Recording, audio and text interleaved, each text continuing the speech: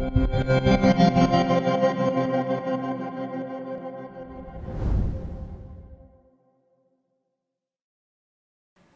tout d'abord, merci Monsieur le Président. Un grand merci à mon ami le professeur Saïd Shraibi pour le niveau de cette rencontre, toujours un niveau scientifique très haut et très très convivial, comme on nous a habitués avec l'AMCAR. Bien, on m'a demandé de parler de faut-il faire une mesure hors cabinet de consultation pour tout le monde, pour tous les patients. Eh bien, la réponse, c'est pas oui, c'est pas non, c'est oui et non. Et pour commencer, comme disait professeur Shraibi Nasser, l'hypertension artérielle mérite qu'on en parle, qu'on en reparle tout le temps, parce que c'est le facteur de risque le plus important dans le monde. C'est le facteur de morbimortalité le plus important. Son traitement adéquat nécessite tout d'abord une mesure précise. Et donc, l'exactitude du diagnostic commence par l'exactitude des mesures. La mesure de la pression artérielle au cabinet se fait toujours à l'aide d'un brassard au bras. C'est la référence, c'est cette méthode et cette mesure au cabinet qui est la référence pour la classification et les objectifs du traitement. C'est vrai que c'est un geste facile, comme on vous l'a dit, facile, oui, mais pas tant que ça, et vous verrez. Une méthodologie de mesure inadéquate ou l'utilisation d'appareils qui sont imprécis va conduire soit à un surdiagnostic et donc imposer à des patients un traitement inutile, voire néfaste, ou un sous-diagnostic et donc c'est une perte de chance pour les patients chez qui on aurait pu éviter des maladies cardiovasculaires. D'autant que les objectifs actuels de la pression artérielle ont été revus à la baisse après l'étude SPRINT. Alors, est-ce que vous pensez que vous prenez correctement les mesures de la pression artérielle? Vous y répondrez de vous-même tout à l'heure. La pression artérielle au cabinet peut être mesurée aussi par différentes méthodes. La méthode qu'on a tous connue au début, auscultatoire, mais aussi automatisée avec ou sans surveillance du patient qu'on peut le laisser seul avec des mesures oscillométriques. En dehors du cabinet, c'est d'autres méthodes évidemment, la mesure ambulatoire sur 24 heures, l'automesure de la pression artérielle et d'autres mesures comme au niveau de la pharmacie ou d'espace public. Alors, il y a des aspects qui sont communs à toutes ces méthodes, c'est que les appareils doivent être évidemment fiables. Les appareils électroniques automatisés sont utilisés pour l'automesure et la mesure ambulatoire de plus en plus, mais aussi au cabinet et de plus en plus souvent. Et seuls les appareils qui ont été validés à l'aide d'un protocole bien établi doivent être utilisés. Les appareils de mesure dotés de fonctions supplémentaires comme la mesure de l'onde de pouls, la pression centrale ou encore la détection de la fibrillation atrielle doivent être validés pour cette fonction avant d'être utilisés. Alors, comment on mesure la pression artérielle? Vous voyez qu'il y a quand même pas mal d'impératifs. Elle doit se faire chez un patient qui n'a pas fumé, qui n'a pas mangé, qui n'a pas pris de café, qui n'a pas fait d'exercice au moins 30 minutes avant la mesure, dans un environnement calme et confortable, avec un repos de 3 à 5 minutes. Il ne doit pas parler pendant la mesure, les pieds doivent être bien au sol, le bras dénudé avec un brassard qui est au milieu du bras. Et donc, il faut vraiment respecter tout ceci. Et la mesure clinique peut se faire par méthode oscillométrique en série. C'est la méthode qui est à privilégier parce qu'elle peut vous donner des moyens de mesure.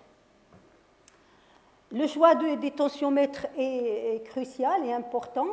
Les caractéristiques du brassard doivent se faire en fonction de la taille du bras, tenir compte de la variabilité de la tension et la mesure en position debout est importante à la recherche d'une hypotension orthostatique. La mesure au niveau des deux bras est également très importante, au moins la première fois. Et lorsqu'une différence de plus de 15 mm existe, eh bien, cela suggère de l'athérosclérose qui, d'une part, est associée à un plus mauvais pronostic et d'autre part, j'ai vu personnellement des patients qui avaient une tension strictement normale d'un côté et élevée de l'autre, et c'était sténose de la sous-clavière, etc. Et lorsqu'on trouve cette différence, eh bien, pour le futur, il faut tenir compte du côté où la tension est la plus élevée. Alors, la taille, et c'est un gros problème, la taille du bras est vraiment très importante à considérer. Chez les patients qui ont des bras, de gros bras, des bras coniques, la mesure peut s'avérer difficile. Et même lorsqu'on est équipé d'un brassard large, ce n'est pas toujours évident pour toutes les tailles. Et je dis toujours que les brassards, c'est comme les vêtements, chacun sa taille.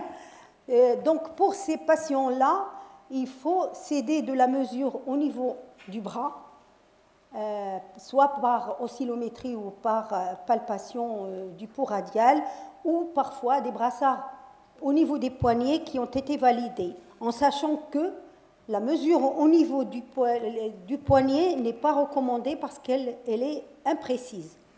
Alors, quels sont maintenant les avantages et les limites de cette mesure clinique? Les avantages, c'est qu'elle est facilement disponible. Les données sont les plus solides parce qu'ils établissent un lien entre la PA au cabinet et les maladies cardiovasculaires. C'est ce qui est utilisé dans les études observationnelles et les essais cliniques de l'hypertension artérielle. Cependant, bien entendu, elle a des limites parce que pas toujours standardisée. Elle entraîne souvent une surestimation de la pression artérielle. Elle est sujette, cette estimation, à donner des hypertensions artérielles plutôt de faux diagnostics blouse blanche. Et il faut répéter les mesures pour pouvoir avoir une mesure adéquate. Et en plus, elle ne permet pas de détecter l'hypertension artérielle masquée. Alors, qu'est-ce qu'on tire des chiffres de la mesure au cabinet? Eh bien, lorsque vous avez un patient qui a une pression optimale du genre 120-75, bien c'est fini, c'est une tension normale, on répétera plus tard les mesures. Lorsqu'en revanche, vous avez affaire à une pression artérielle normale plutôt haute, 139, 89 par exemple, il faut envisager la possibilité d'une hypertension artérielle blouse blanche et faire soit une automesure, soit encore mieux, une mesure ambulatoire de la pression artérielle. Lorsque l'hypertension artérielle est au grade 1, 14, 9 ou on hésite, il faut là aussi envisager de faire une mesure de la pression artérielle ambulatoire pour rechercher une hypertension artérielle masquée. Évidemment, lorsque vous avez un patient qui a une hypertension artérielle très élevée, eh bien, souvent, c'est que c'est une hypertension artérielle permanente, surtout s'il existe en plus un retentissement viscéral, et on verra sur quelques exemples de mesures ambulatoires. La mesure ambulatoire hors cabinet, eh bien, il y a beaucoup de méthodes, enfin plusieurs méthodes. Il y a bien sûr la mesure ambulatoire, il y a aussi l'automesure, il y a la mesure dans les pharmacies et les espaces publics. Il y a actuellement les dispositifs portables sans brassard, type montre, bracelet, etc. Et il y a aussi les applications et technologies mobiles qui permettent de mesurer la tension artérielle. Et bien entendu, on peut combiner deux ou plusieurs de ces mesures. Alors, chez une population particulière, comme les femmes enceintes ou les enfants ou les patients qui souffrent d'une insuffisance rénale chronique, il faut répéter et surveiller la mesure, et la répétition est importante. L'automesure, qui est largement utilisée, fournit de multiples lecteurs. Il y a aussi, elle nécessite un minimum d'apprentissage pour le patient. Il faut utiliser, comme ce qui a été dit pour la mesure au cabinet, des brassards adaptés, des appareils validés. Et il faut surtout informer le patient sur la variabilité Et plus important encore, ce patient va mesurer, il trouve une tension basse ou une tension haute, et il faut lui dire ce qu'il a à faire lorsque c'est le cas. Les dispositifs électroniques avec un brassard, avec stockage et calcul automatique est privilégié. Comme je disais, et j'insiste, les mesures au poignet ne sont pas recommandées en raison de leur précision inférieure, sauf en cas de bras très larges, parce qu'on n'a pas d'autre solution. La méthode auscultatoire, évidemment, n'est pas recommandée pour la mesure à domicile. Et évidemment, la taille du brassard compte. Alors, voici, toutes les sociétés savantes vous donnent des appareils qui ont été validés pour la mesure à domicile ou la mesure, l'automesure. Mais il faut savoir que sur un très grand nombre, comme vous le voyez, de brassards, seuls 10% ont passé les protocoles de validation. Et donc souvent, les patients utilisent des brassards qui n'ont pas été validés. Il faut faire attention et peut-être demander au patient de ramener son appareil à tension quand il vous consulte. Alors, quelle est la normale pour la pression à domicile? Eh bien, elle ne doit pas dépasser 135-85 mm de mercure en moyenne. La mesure de la pression au niveau des pharmacies, elle doit obéir aux mêmes règles que j'ai citées tout à l'heure. Et vous voyez que ce n'est pas simple et pas toujours vraiment respecté. Elle est très largement utilisée, mais sa validité et son application à la gestion des patients n'est pas suffisamment étudiée et étayée. Ses avantages, c'est qu'elle est facilement accessible en pratique. Elle est utile pour le dépistage des personnes qui ne sont pas traitées et pour le suivi des patients déjà sous traitement. Elle peut faire gagner du temps, parfois aux médecins, mais elle n'induit vraisemblablement pas d'effet de la blouse blanche, et encore, c'est une alternative qui peut être envisagée parfois. Ses limites, c'est que l'utilisation est possible de dispositifs non validés, les brassards et les conditions de mesure ne sont pas toujours appropriées, faible niveau de preuve quant au seuil pour établir le diagnostic et interpréter les données, et en plus, elle peut avoir un impact négatif possible d'une mesure ou d'une interprétation inadéquate avec une augmentation de renvoi vers les médecins.